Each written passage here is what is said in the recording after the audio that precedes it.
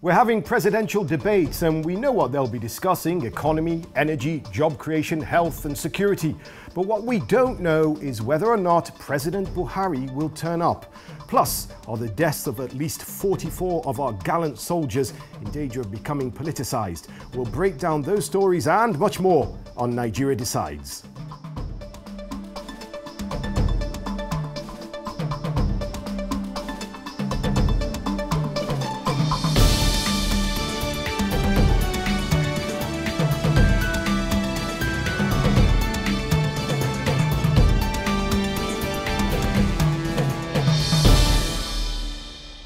Hello and welcome to Nigeria Decides. I'm Mark Edo, and on the panel today we have the Deputy Chair of the PDP UK, Gold Emmanuel is back, welcome. Political analyst Kayode Ogundamisi is also with us. And finally, making up my dynamic trio, I suppose, is journalist Ayo Akinfe. You are all very welcome to the show. Now, it's been widely reported that as many as 44 soldiers or more, depending on who you ask, were killed and their weapons were seized during an attack by Islamic State of West Africa. This is a terrorist organization that's an offshoot of Boko Haram. It happened in the small village of Metele in Borno State. The attack was one of the deadliest inflicted by the insurgency during the Buhari administration. And that's despite the president's insistence that Boko Haram was all but technically defeated in Nigeria. Now, the presidency has come under incredible criticism for its slow response to the attacks. And in response, the presidency warned of the dangers of playing political football with the tragedy. Now, it is a tragedy, isn't it? And I think I'll begin with Ayo, because I don't think you've been on the show with me before, so I'll let you have the first word. Now, think back to 4 years ago when our president, current president, President Buhari, was running. He ran on security as a big pillar. Now we're getting to an election and a tragedy like this happens. What does this mean for Buhari's position in the eyes of the voters? Well, I think he's failed woefully in terms of security.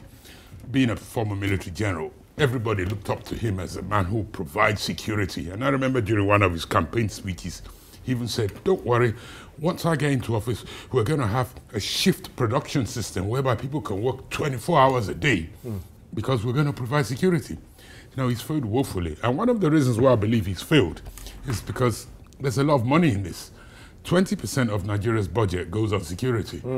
And the generals know that, if they perpetuate this thing and keep it going, money's going to keep flowing. War is good business. Oh, exactly, my point. I mean, if I were in this position, what I would do, I'd bring in a mercenary army, pay them a one-off fee of, say, $5 million and say, you know what, sort out Boko Haram once and for all, let's get rid of them. And let's spend, all this, we're spending, what, $5 billion a year? Let's spend that on hospitals, schools, housing, roads, and other infrastructure. Now, he makes a very good point, because this is not a traditional war, Kayode, is it? And Nigeria, by the way, is not the first country to be facing this type of threat. That is not a traditional army coming at you with weapons and tanks. It is a non-traditional guerrilla warfare, but it has been seen before. The response to this by President Buhari was, I want you to go and wipe them off the face of the earth, which is the same procedure as every year, basically, and it's not working. Now, you must say, for the record, Kayode, since the last time I saw you, you have announced your support for Muhammadu Buhari and his deputy, Oshinbajo. I think first thing is I've visited Maiduguri, and to say it's failed woefully is like just stressing it too far. Before now, Boko Haram controlled vast amounts of territories in Nigeria, the size of Belgium, France, and some parts of Europe. Now they've been pushed to Sambisa. Has it done well enough? No, because every attack on our military is an attack that is unwelcome by all of Nigeria. I think where this government has gotten it wrong, despite my support, is the fact that they did not see that the collapse of ISIS in Syria and Iraq would have serious implication for ISIS in Nigeria. Boko Haram is an ISIS affiliation in Nigeria because it's a transnational fight that is going on. They should have fortified these areas. That meeting is taking place today as we speak. Yes. So this is a meeting that shouldn't have been taking place today. It should have been taking place like immediately after the Americans flushed out ISIS from from Iraq and Syria. They should know. If you look at the production of Boko Haram, the latest Boko Haram video was released by ISIS. It wasn't released by the Abubakar Shekau or the other Barwani faction. It was released by ISIS. And they're not speaking, these countries are not speaking to each other. I recall last year being invited to moderate something with the UN where they were bringing together the regional governors from Chad, Niger, Nigeria and Cameroon because they'd never met each other before. And I'm thinking to myself,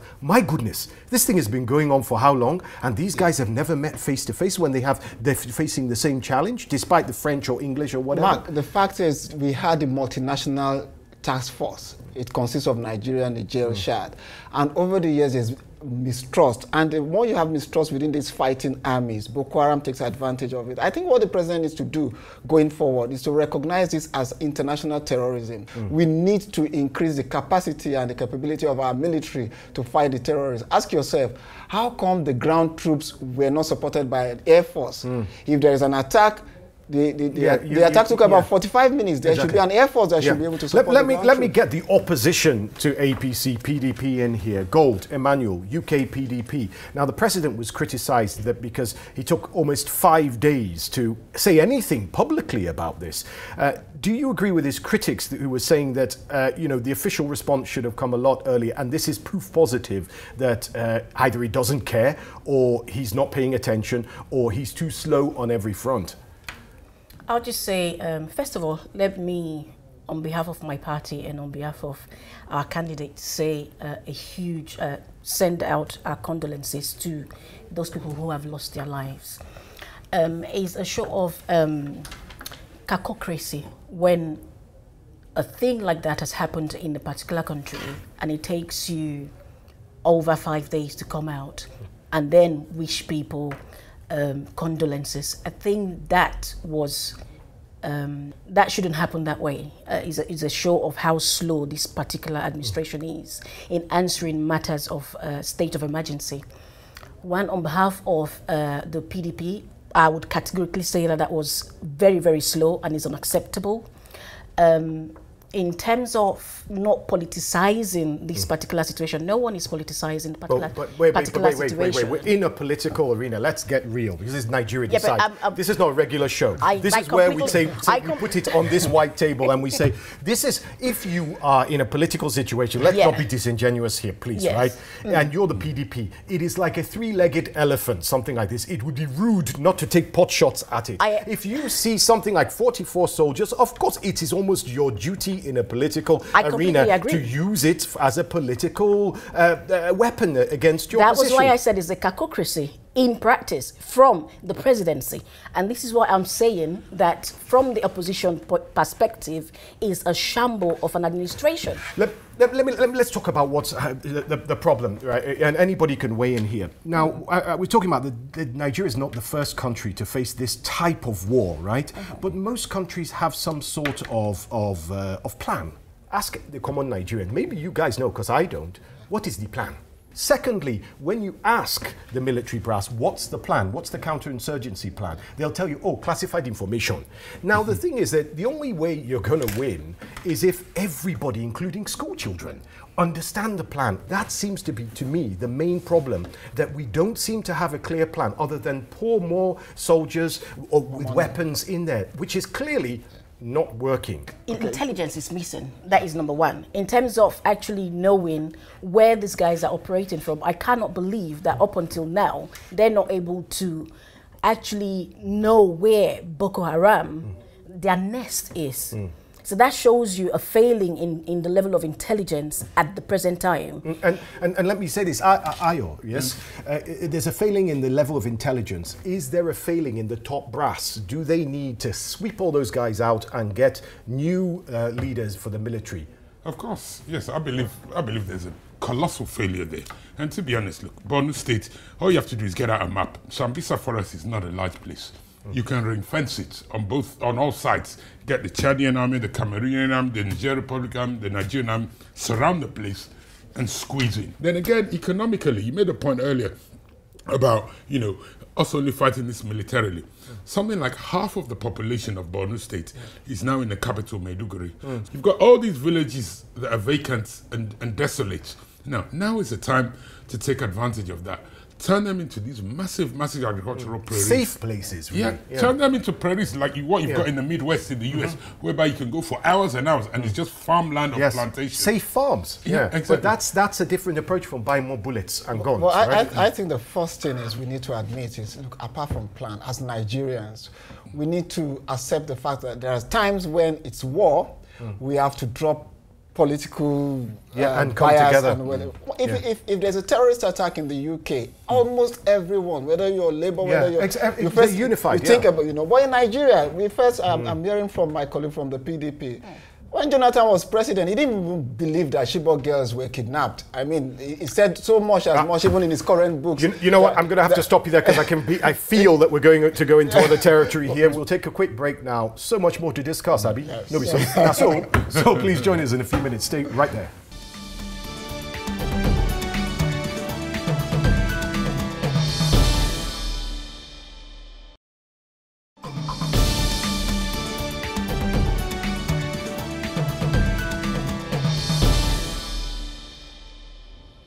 Hello and welcome back to Nigeria Decides. Now, Festus Keyamo, who's the spokesman of the Muhammadu Buhari campaign organization, says the decision on whether President Buhari, or PMB as he's fondly called, will take place will be a collective one, taken by the entire, quote, and this is a quote, war room.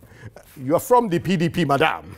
Wow. The war room. Wow. I didn't know you had a war room, first of all. It's always been a war with the APC, starting from the internal structure all the way out to see where the primaries are failings already. Them saying war room is not a new thing, is it? Festus Keyamo, who I mentioned, argued that the Kenyan president, Uhuru Kenyatta, didn't participate in the presidential debates in Kenya. So they're like, the Kenyan president didn't participate, so if the Nigerian president doesn't come, and he still won, by the way, then what's the big deal? I think it's very arrogant and conceited for a president to refuse to participate in a debate. Do you think it's arrogance that's stopping him from stepping up? It's utter contempt for the electorate, as far as I'm concerned. If a candidate doesn't appear on a TV show, that should be an automatic failure. You know the problem with elitist analysis about politics is that He's talking about us, by the way. They're so far detached from reality. If it's in the interest of the candidate to take part in the debate and it will come to his advantage, he will take part in it. If it's not in his... so you're meaning if he comes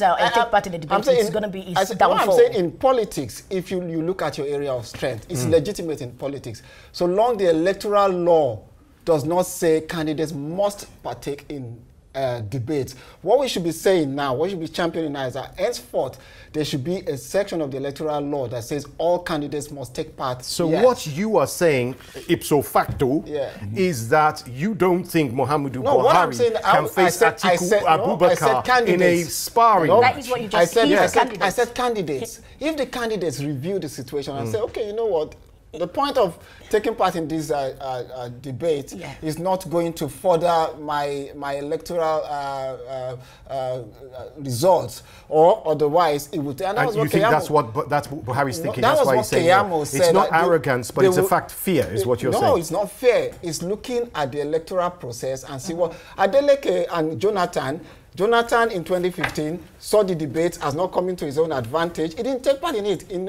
Kenya, Uhuru, the same thing. In this country, there was a time the Prime Minister of the United Kingdom, Theresa May, said she was not going to debate. No, but this is different. Listen, okay, here you have a president who is much older. Down to the candidates. He's 75 years old now. He spent over 100 days in the UK seeking medical treatment for some undisclosed ailment. Rumors of his demise were greatly exaggerated to the point that just the other day, that Israeli guy, what's his name again? Just kidding. I'm talking about the Biafran, the ex-Biafran leader, was claiming that Buhari is not Buhari, he's Jubril from Sudan and he's an imposter. Ludicrous and ridiculous, but nonetheless, some people believe this sort of stuff. Isn't it, wouldn't you say if you're sitting in Buhari's camp, you would say, listen, we need to show the people that our candidate is strong. We need to show that he's not too old. We need to show that he's not dead. We need to show that he's alive and kicking. We need to show that he has the physical and mental acumen to take this country at a very critical time. Nigeria is in turmoil in many respects at the moment, right? So the thing is, isn't he obligated, given the fact that this is not Kenya, this is not the UK, this is Niger, to step forward and show himself? The debates are not the basis for electing people into public office. In Nigeria, television debates, you know, records will speak for the president and the candidates. And if at that time the president or the candidate feels it is in my interest to take part in this debate, it will take part. If the candidate feels, you know, it doesn't need to take part in the debate and is carrying the message directly to the people, to the electorate, he's going to Kano, he's going to Rivers, and speaking directly. All politics is local, you know, and he's playing those local politics instead of serving few elites glued to the TV. I don't think that's true. You know, it's not. I'm sure there are millions not coming to my state. How do I see it? There are millions more people will see him in one sitting. Nigerians are sick and tired of this kind of behavior actually coming from the top.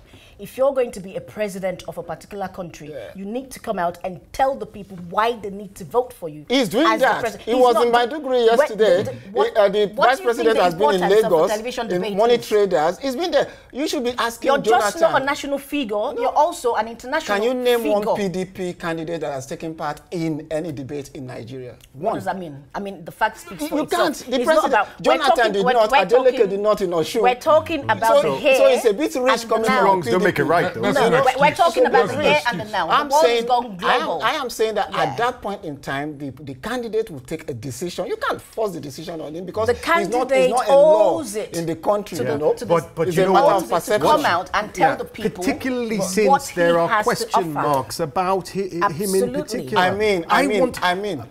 Okay, look, let me ask this question. Show of hands, who wants to see Muhammadu Buhari speaking at this debate? Hands up if you want to see. I particularly want to see come on. I know you support. I particularly want to see him to refute that there is a rumor going on that he's not the one that is ruling Nigeria. That you could actually... We don't believe that. No, you do. But we want him to come out and say, look, I am this person. For you to refute it. For you to even mention... This is not about Buhari. It's not for me to mention. I'm talking on behalf of so many Nigerians that actually now believe that conspiracy theory. You can see him here, right behind us. He looked robust. There he is with Oshimbajo anybody in rude health. And this is not just about Buhari. Off to Maiduguri. I mean, this is not about Buhari. For anyone in Nigeria, anyone with any iota of integrity, to actually feel that the president has been cloned. Integrity is the president coming out to say, I will just let you. I would have you. I am not a cloned person. I'm not saying he's cloned. I'm not in that school of thought. But what I'm saying is he should come out and tell the people that he's not cloned. He's not cloned. He owes us that explanation. That's what you just said. He owes us that explanation. I'm not saying I believe he's cloned. I'm just saying he needs to come and show the people that he's not cloned. Let's hear I would not even dignify that insinuation that anyone with any iota of integrity would actually believe that a president can be cloned, you know, and an alternative, and that you actually subject yourself to the propaganda of someone, Nnamdi Kanu, who has viciously attacked every ethnic nationality, espoused some form of bigotry. I mean, even for an opposition party. But wait, hold on. I don't think anybody at this table thinks that. I don't think anybody at this table. Let me speak. Hold on. I don't think Gold or myself or you or anybody could think about the ludicrous utterances of Nnamdi Kanu as being anything worthy. You mentioned clone. You mentioned cloning. Nigerians think so. But the point is that he has been ill. Yeah, and he has reoccurring, not once, but reoccurring serious ailments that have encumbered his ability to govern and rule this country of ours that we love, that we know needs a steady, strong pair of hands on the steering wheel. Right. Now you're asking for our vote again, right? To come back in again. Yeah. If you're asking for a vote again, let me see the candidate. Let me hear him. Let me see clearly. Because the thing is that I noticed that he doesn't speak enough. That I feel that Muhammadu Buhari doesn't speak to the Nigerian people enough. You make a fair point there, Mark, and everyone is making that fair point. But if we believe in the rule of law, the constitution of the country to determine the health of any president or any elected official is based on a medical report. You know, not on your perception that, Kayode looks so slim, he must be healed, he must be sick. You know, it should be a medical, if the PDP in their own case feel that the president is not fit enough to be in public office, they can call on there's a procedure in the law where you would now require a medical certification of the president. Okay, Kayode Gold, Ayo. Now, those are, we've talked about Buhari, we've talked about Atiku, but there are other presidential candidates who could also participate. Who would you like to see on that program? I mean, personally, the two guys I'm really looking forward to seeing are Kingsley Moghalu and Omoyele Sowore.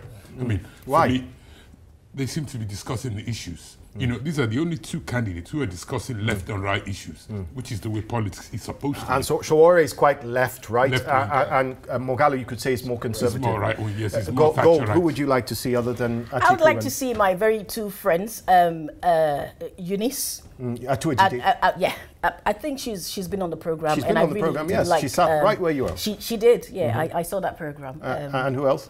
And Ezekwesili.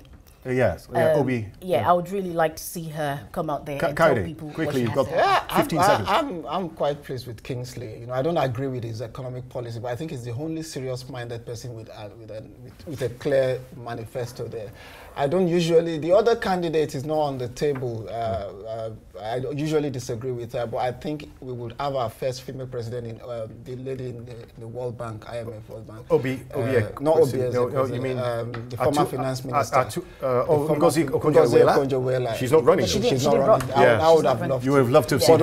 Those are my two. We're dealing with the here and the now. All right. Right now, apart from Kingsley, it's the same way the ABC. Aside Kingsley, I don't see any other serious candidate. I think they're all serious to come out to want to be the president of the great nation.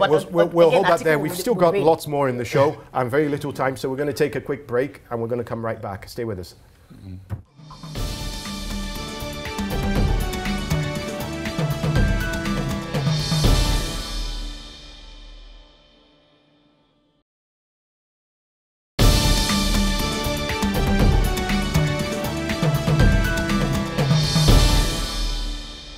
Hello, you're back with Nigeria Decides, and I'm Mark Edo. For the APC, the recent primaries left a lot of people with sour tastes in their mouth, a lot of angry people who felt that they'd been robbed of their opportunity for the high political office. Many were readying for court cases against the party, but the APC now says that anyone who does that will be sanctioned. Then in a shock twist, I guess I would call it, right? The PMB, President Muhammadu Buhari, disagreed with his own party. He said, no, you're free to sue the party if you want to. Very surprising. Ayo. It shouldn't be surprising, because the problem we've had with the APC and the PDP is that both of these parties are controlled by godfathers, right? In Lagos, you've got Tinubu, who's a governor emeritus. You understand? You look across the country. There are some governors who actually drew up lists. They drew up lists of all the senatorial candidates, all the House of Representative candidates, all the House of Assembly candidates, and they actually thought they had a right to impose them on the party. Now, Oshiomhole stood up to them, fair marks for him, and I've stood by him all the way. Oshiomhole said, no, we're going to have primaries and we're going to elect our candidates. And that's why they hate his guts now, and they're all after him. Now, President Buhari has come and said, look, if you're not happy with what the party NWC has done, go to court, which is the way you should be. You know, and so well, and it's not limited to the APC, it's in the PDP as well. It's in your party, Gold, as well. Yeah. I think the president is just stating the obvious, which anyone can do anyway, but he didn't stop the fact that Oshiomhole would always do what he has to do. If people are saying they're not happy with whatever is going on, then how many people did say to Tinubu in the first place, I'm not happy that Ambode is not coming back? But isn't it quite indicative? Isn't it like, aren't they pulling the curtain aside slightly, and you're seeing actually the dogfights behind what's happening backstage, so to speak? Because for Buhari to actually publicly come and counter so swiftly, what his own party says, it was actually obvious. It's obvious what Oshiomhole is doing, which is why Buhari said, do not deliberately withhold these people from exercising their rights. So it shows you the sort of person that that is the chairman of the APC. No, it shows you the kind of person President Buhari is. No, this is a man, this is a man who lost election 3 times and went to the highest court in our himself. land 3 times. So he has experience in the rule of law and the advantage of settling your differences and in uses court. And he uses it effectively. He's done it 3 times before he won the last election. And I think it's a welcome development for a man that has been castigated as an autocrat when he says to his own party publicly and openly, sending a signal to everyone that you cannot deny Nigerians their right. He didn't say you cannot deny Nigerians their right. He's saying Oshiomhole is doing this deliberately. No, don't misquote. The lines were there. I'm not misquoting. No, he used the word. He used the term deliberately. I wish the producers could put it out again. He said you cannot deliberately deny people of their rights. Look, what he's saying is that the party cannot stop party members from seeking redress in courts, rather than really dealing behind the scene. I think even for me, even with supporting Buhari, I am embarrassed and shocked with the very humongous amount of money candidates have to pay into political parties, and that is both APC and PDP, commercializing our democratic rights to take part in elections. And I think across party lines that should be condemned. And I think a lot of aggrieved members who spend millions of naira going into election, and then people just unpicked, like Ayo said, in Lagos, Tinubu is in charge, in Kwara, Saraki from the PDP is in charge. I think we need to stop this politics across party lines, and people should be able to go to court, and the court should be able to have a say where injustice has been meted out to candidates. And the president is on the right path in this. Yeah, people do go to court. So you've got a National Working Committee, as it's called, the NWC, wanting aggrieved members to withdraw any of their cases. To me, that seems, as you say, the ultimately undemocratic. Wouldn't you say? Undemocratic is the word I would use. Oh, yeah. I mean, you look at people like Ibikule Amusa, Rocha Okorocha. People who they feel so aggrieved that they're not getting their ways in their states. You know, and they're like, how dare you, Oshiomhole? People are foisted upon them by some godfather from above. And it's like, you know, Amusa's candidate came 3rd in the primaries. But for some reason, he still believes he has a God-given right to anoint whoever is the next governor of Ogun State is. You know, and Oshiomhole stood up to him and said, no, go to court. And I think, yep, I'm in full agreement with him. Let them go to court, let the court decide. Is there more to this story? Yeah, you see, the fact is Ayo has made something, highlighted something very important. For so long, these governors have become, across parties, gods unto themselves. Yes, very powerful. Where before they leave office, they've already anointed their houseboys. In the case of Imo, his in-law, you know, to take over, you know, and Oshiomhole stood his ground in many cases. But of course, even if you cannot, when you want to do these things, you should also allow the law to take its. So if Bukule Amuso and all these other people are not happy, go to court. The court will look at these things, and then they will declare who is right or who is wrong. Speaking of godfathers and political heavyweights, he's back.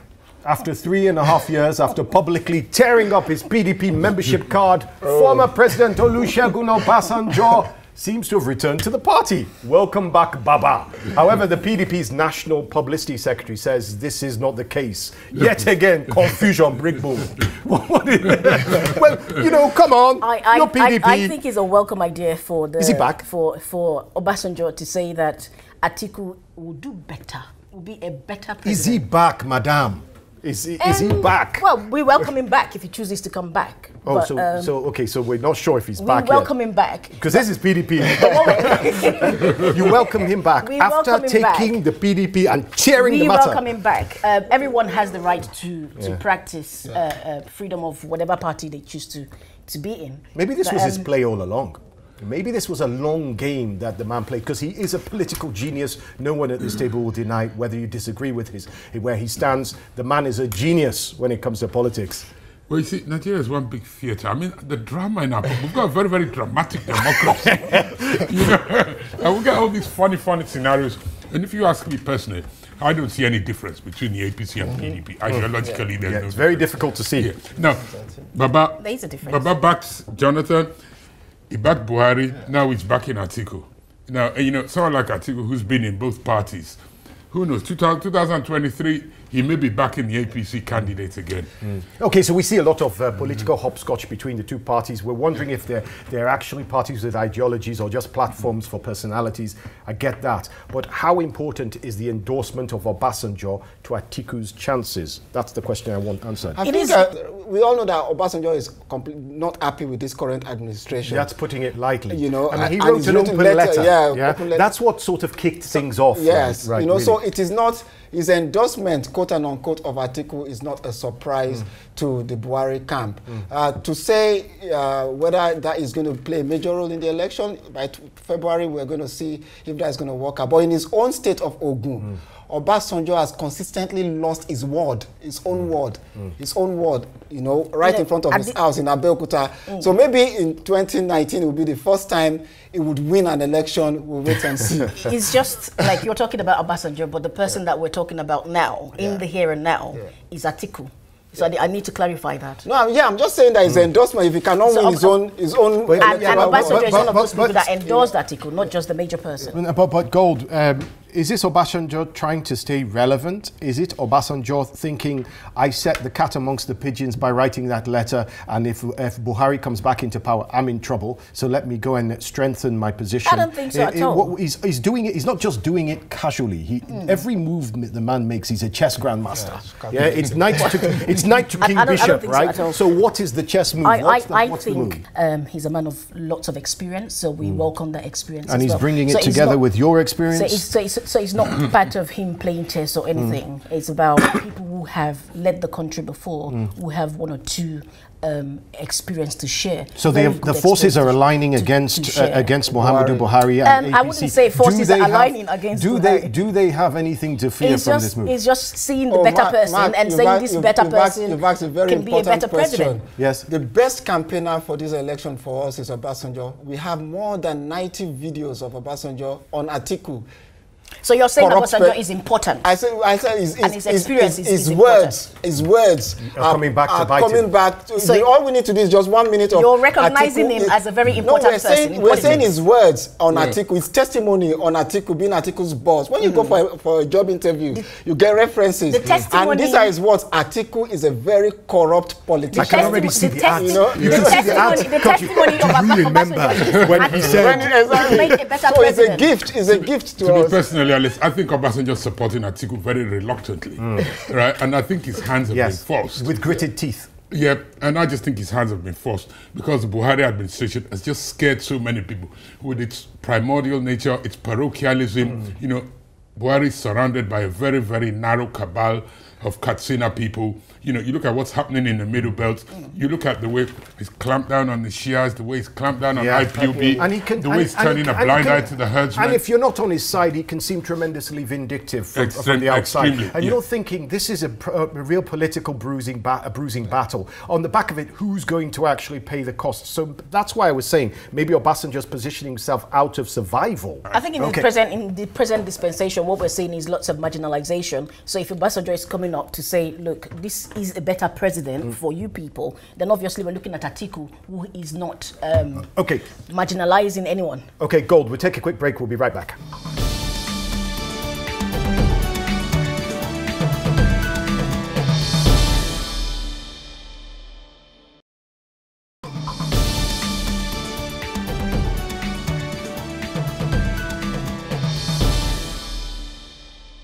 Hello, you're back with Nigeria Decides, and you're back with me, Mark Edo. We're pleased to welcome back also our panel. Now, the Emir of Kano has blamed Nigeria's surge in migration and human trafficking on the, quote, maladministration and mismanagement of the economy.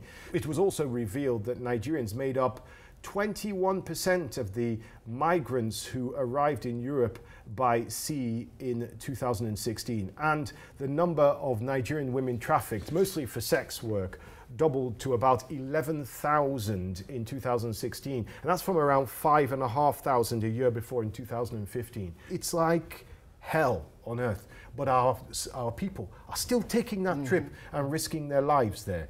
The Emir, a plain speaker, is saying it how he sees it. Maladministration and mismanagement collectively, no matter what your party is the reason why we are here.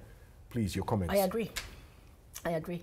It's such a very painful situation to see people leave the shores of Nigeria and go to any other country by any means possible.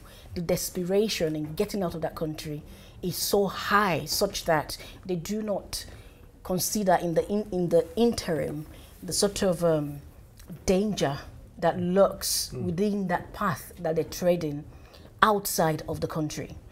It shows how very bad the economy is at the present time. And it shows a mentality, doesn't it? They see lots of people being killed. They see people being molested. They hear the news.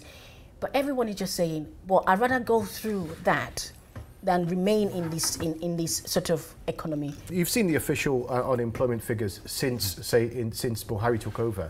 It's gone doubled. It's gone from about 8 or 9% to 18% or more. And those are the official figures. But realistically, with underemployed, really what's on ground is probably way more than that. We don't know, because statistics in Nigeria is statistics in Nigeria, right? And so you've got a lot of young people saying to themselves, forget this. They're almost like, remember that old ad of Andrew? I'm checking out. I got no water. I got no light. You can't even get a bottle of soft drinks. They've all become Andrews now. The question, though, Ayo, that I have to ask, and maybe I'm thinking too deeply about this, has this continuous lack of hope and opportunity, and especially with the young generation that is younger than us, has it led to a decline in a way, in a sort of not moral decline, but almost a kind of emotional and spiritual decline, where people think, I don't care, they've thrown caution to the wind, I will risk whatever it is as long as I can come back victorious from away, so to speak? Oh yeah, for me, it definitely has, because you look at it, something like 70% of the Nigerian population is under 30. And you just look at the statistics, 180 million people.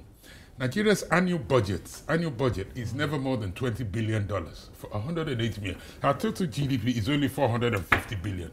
All right. Now, for Nigeria to be at ease with itself, we probably need a budget of about 100 billion. We probably need a GDP of about 1.5 trillion. So you maybe need to double the size of the economy to actually get people to start feeling at ease with themselves and to stop taking these desperate risks. And that starts to impact us morally and ethically as well. When you get into that kind of mind frame, you're ready to do anything to get out of the situation that you're in. Exactly. And you're ready to do anything to other people too. Because even if you stay at home, it still impacts you as well. And so what I'm saying is the very soul of the country eroding? Is this eroding, this prolonged economic malaise and lack of opportunity? Or am I overstating it? You see, please tell me, Mark, no, you're overstating it. You see, 2 years ago, about 2 or 3 years ago, when BBC were the only one talking about Boko Haram, and Nigerian journalists were not talking about it, I went to Maiduguri and I did a documentary. In fact, a day after I left where I filmed, there was a bomb blast killing about 60 people. And early this year, I went to Niger using the Azagab route, or the trafficking route. And I understand the poverty explanation. But then I now go to, say, Niger, where you see those camps, and you ask yourself, how come people from the southern part of the country are the ones taking most of this risk? And you have people in conflict zones like Maiduguri, people from northern Nigeria, and not people who literally walk from Sokoto to Niger. Why is that? Because I'm an Edo. My father's an Edo man. Yeah. Why is it? Why are they mostly coming out of like Benin? Edo, why is that? People from the Delta. So we need a much more social studies needs to be done. That there are horrible sets of traffickers. Yeah. There are criminal organizations. That's their headquarters. Some girls that I interviewed said their parents sold houses. You know, you see some people spending as much as $10,000 to make this trip through this dangerous route. Somebody with $10,000 in Nigeria is not by any means poor. I'm not taking away the poverty explanation, but we need to look deeper into within these communities what is happening. How many northerners do you see in Europe? When was the last time you saw a northerner on one of those boats? On one of those boats. So we need to have very critical questions, you know, about what is really happening within those communities. Have you thought of marginalization as part of the the underlying factor that could have led to South? Who is more marginalized than a mother who does not know whether the bomb blast is going to come from the nest or where the Boko Haram this thing is going to eat them? Who is more marginalized than those northern women who cannot give birth in maternity? We are all marginalized in Nigeria. You know, every segment of Nigeria is marginalized. Poverty, local community politics also plays a role in this. It's somewhere like Benin, whereby all these sex workers come back from Europe and show off their houses and clothes. It has an impact. Yeah, it really does. You know, I had this experience actually. I remember leaving after my secondary school education and coming back to Nigeria. This was maybe in 1992. And a friend of mine had gone after I had gone, and had only been in England for a year. I'd been in England for 2 years. And he wasn't around, so I went to visit his mom. And his mom said, what did you bring for us? This is 1992. I said, nothing. I've only been there 2 years. He said, your friend brought cars. He brought 2 cars. And I said, how could he bring 2 cars? So I went back to him and I said to him, Kule, how did you get 2 cars? He got them from Avis or Hertz Rent-A-Car and stole them and sent them to his mother, right? But she knew that. How could he get 2 cars? But she looked the other way because he brought 2 cars. And I think when I look back at that moment, when your mother is proud of you for stealing, then you realize there's something in the water, there's something sickness in the system. Now I think that thing has become a lot bigger than Kunle's mother. It hasn't just stopped right there. But anyway, we have to stop there because I want to talk about something else. And it's a book which I haven't read, I have to be honest, but I will, I promise. It's called My Transition Hours. It's by Goodluck Jonathan. Anybody heard of that fellow? Yes? Goodluck Jonathan. There it is, My Transition Hours. It's an account of his 2010-2015 presidency. It was launched in Abuja, attracted quite a bit of attention, both good and bad. And the president's spokesman, Garba Shehu, described the book as a mistake, where Dr. Jonathan blamed everyone but himself for his failures. Now, the president's aide, Bashir Ahmed, went further and said, on Twitter, he said that the book was full of hate speech. Kayode, you tweeted about this book. You've read it. Yes. Yes. Is it full of hate speech? And Goodluck Jonathan's Aparache are accusing me of forging the online book. Accusing you of reading the phony part. I don't agree with Bashir that it's full of hate speech. I mean, that's stretching it too far. And I think the president, former President Goodluck Jonathan, really blamed everyone but himself. Well, the book is about his perspective on what happened during the transition period. But what's more interesting is the role played by people like Osita Sheduka and Ngozi Okonjo-Iweala. They've been telling us a different story. Yeah, because I read Okonjo-Iweala's book, Fighting Corruption is Dangerous. And she gave the impression they actually made the president sort of concede. But Jonathan is saying a different narrative in his book. It's an interesting book, and I encourage everyone to buy the book. You don't need to be a supporter of Goodluck Jonathan to encourage everyone who take part in public office to put their story out there so that we'll have their perception about what happened during their time. Now, he claims that Nigeria is more corrupt today than it was under his presidency. Any thoughts? I mean, how do you measure corruption? Under him, we used to get governors come to this country and spend $20,000 like that overnight. Like water? Like water. There was one local government chairman in Akwa Ibom who was actually caught in America. I can't remember how much was on him at the time. It was some silly amount, like $50,000. And the American government seized it. I don't even know if that money was returned. We're almost out of time. Let's the PDP talk about the former PDP president's book. Final thoughts.